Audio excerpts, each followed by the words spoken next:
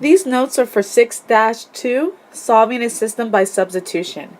Your math notebook, spiral notebook, should be out, or you have a blank piece of paper. You should have your line down the left-hand column to make them into Cornell notes. The title of the section in your textbook should be up top, along with the question of this video, and you should be writing your notes right here in this middle section. Once you're done taking notes, you should go back through your notes and review them and come up with another statement or question on your own. And don't forget that at the end of the videos, you need to have a summary. How do you solve a system of equations by substitution? We are going to answer this question in these notes. This relates to section 6-2 out of your Holt textbooks.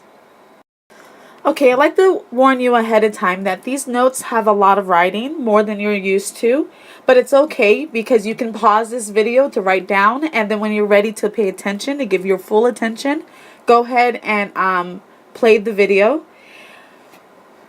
To begin our lesson, we're going to be solving system of equations, and you can solve a system of equations using different methods. The idea is to determine which method is easiest for that particular problem. So these notes are going to show you how to solve the system algebraically using substitution.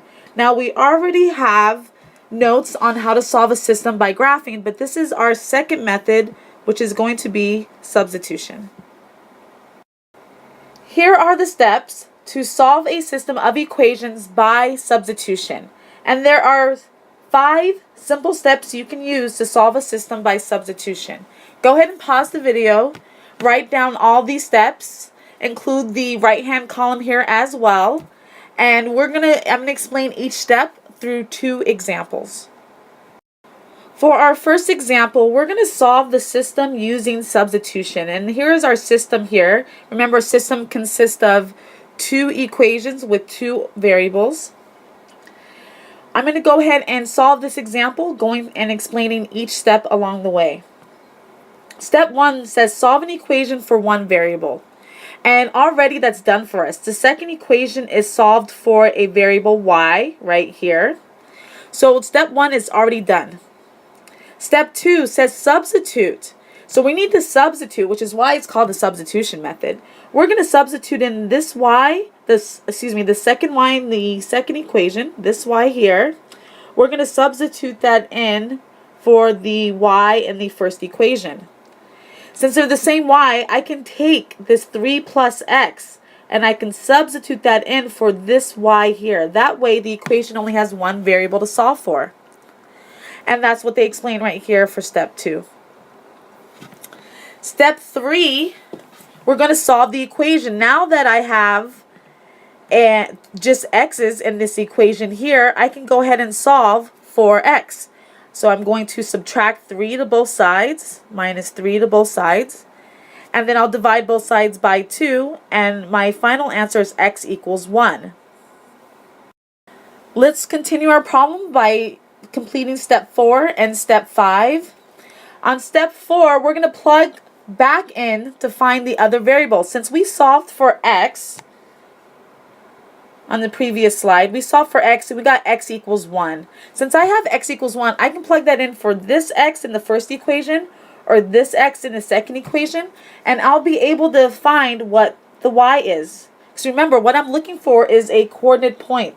The coordinate point is my solution. I'm going to go and plug 1 in for x on the first equation here, and I get 1 plus y equals 5. Then I solve for y, and y is going to equal 4. So now I have 1 for x and 4 for y, and here is my solution. But to make sure that it's correct and that we did our algebra correctly, we need to check to make sure it's the correct solution. Remember, x is 1 and 4 represents y.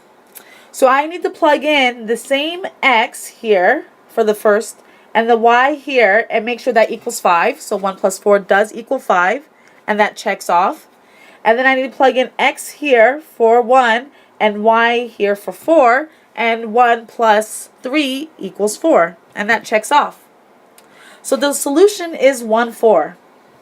What do you think the answer would be if you graph the two equations? Think about that. Remember last week we learned about solving a system by graphing.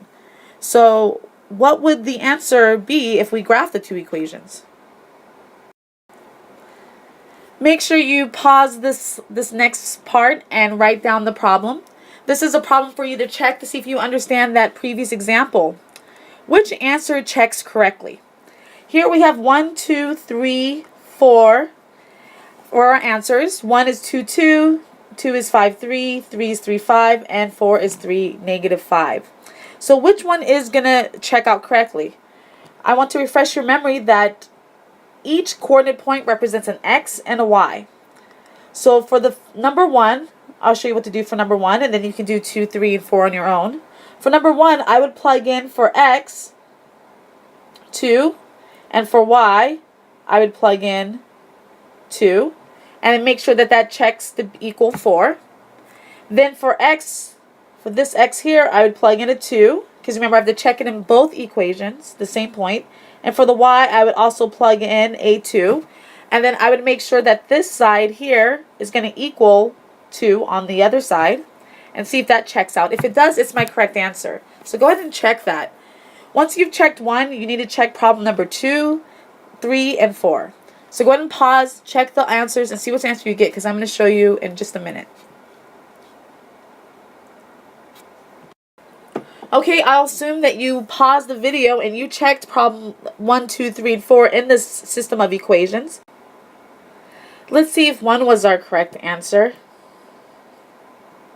Erase everything. Nope, 1 didn't work. So if you would have plugged in 2 and 2 for x and y in the system of equations, it wouldn't have checked out. Let's check number 2. Nope, number 2 wouldn't have worked either. If you plugged in 5 for x and 3 for y, it wouldn't have checked out in both equations. Let's check number 3. There we go. Number 3 was the correct answer. If you plug in x for 3 and y to be 5, then you would have it check out in both equations. Therefore, the 0.35 is your solution to this system of equations. Here is our second example. We're going to solve the system using substitution. And we have a system, both equations are in standard form. So we're going to have to do step 1. But last example, step 1 was done for us. For step 1, we need to solve an equation for one variable. The easiest one to do that for is the first equation. We're going to solve for the variable x. If I get the variable x alone, then I can substitute in that equation into the second equations for our system. So here are the steps for how to solve for x. We practiced this a lot in chapter 5. You're going to minus 3y to both sides. So now I have x equals negative 3y plus 7. Notice the x is all alone. Now that I have that alone, I can take this entire equation, negative 3y plus 7, and notice how I'm circling the equation, and I can substitute that in for the x in the second equation. So I'm going to take away this x, and I'm going to substitute in negative 3y plus 7. This now completes my second step. And just to go back through, let's review the first step. Step 1 was to solve the equation for one variable. For step 3, in solving this system, I'm going to simplify that equation and solve for the variable y. Here is the work for that. And just a reminder, pause this video and make sure you have this information written down, and then come back to it and follow what I'm doing. Here, you're going to solve for y, and we get y equals 2. And now what I'm going to do is take this y, and I can either substitute it back in to the first equation or the second equation to solve for the unknown variable x. I'm going to go ahead and solve it and plug it in to the second equation for y. And the work to do that is shown here. And now I get my x, which is 1. So now I have my solution, which is 1 for x and 2 for y. Remember, we're always looking for a coordinate point of when these two lines intersect. Our solution was coordinate point 1, 2 for this system of equation.